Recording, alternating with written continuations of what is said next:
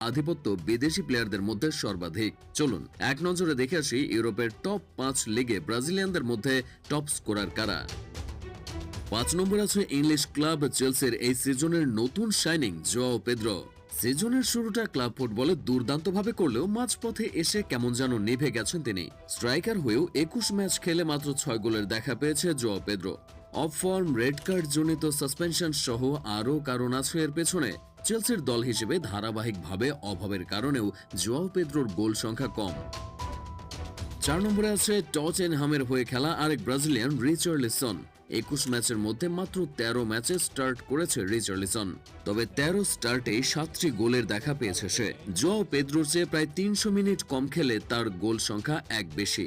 যদিও একজন স্ট্রাইকারের জন্য এই স্ট্যাটাস আহামরি কিছু না, তাও স্পার্সের হয়ে প্রিমিয়ার লিগের রিচার্লিসনই সর্বোচ্চ গোলদাতা। 3 নম্বরে আছে গত সিজনের Ballon d'Or contender Raphinha. Spanish club বার্সেলোনার হয়ে 12 ম্যাচ খেলে 7 গোলের দেখা পেয়েছে রাফিনিয়া। 12 ম্যাচে 7 গোলের পাশাপাশি 3টি অ্যাসিস্টেরও দেখা পেয়েছে সে। তবে ইনজুরি না থাকলে হয়তো গোল সংখ্যা আরও বেশি হতে পারত। গত সিজনেও বার্সেলোনার হয়ে গোল করার গুরু দায়িত্ব নিয়েছিলেন তিনি। এই সিজনেও সেই ধারা অব্যাহত আছে।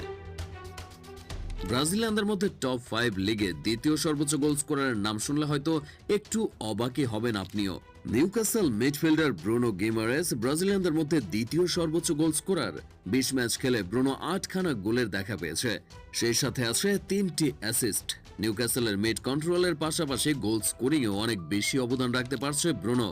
অ্যাটাকিং মিডফিল্ডার না হয়েও এমন স্ট্যাটাস আসলেই অবিশ্বাস্য। এই লিস্টের সবার উপরে আছে তুলনামূলক এক নতুন নাম। ইগোর থিয়াগোকে আগের সিজনেও তেমন কেউ চিনত না, এক প্রকার নিশ্চিত। তবে এই সিজনে প্রিমিয়ার লিগে তার তাণ্ডবে ফুটবলিং বিশ্বে তিনি এক আলোচনার বস্তু।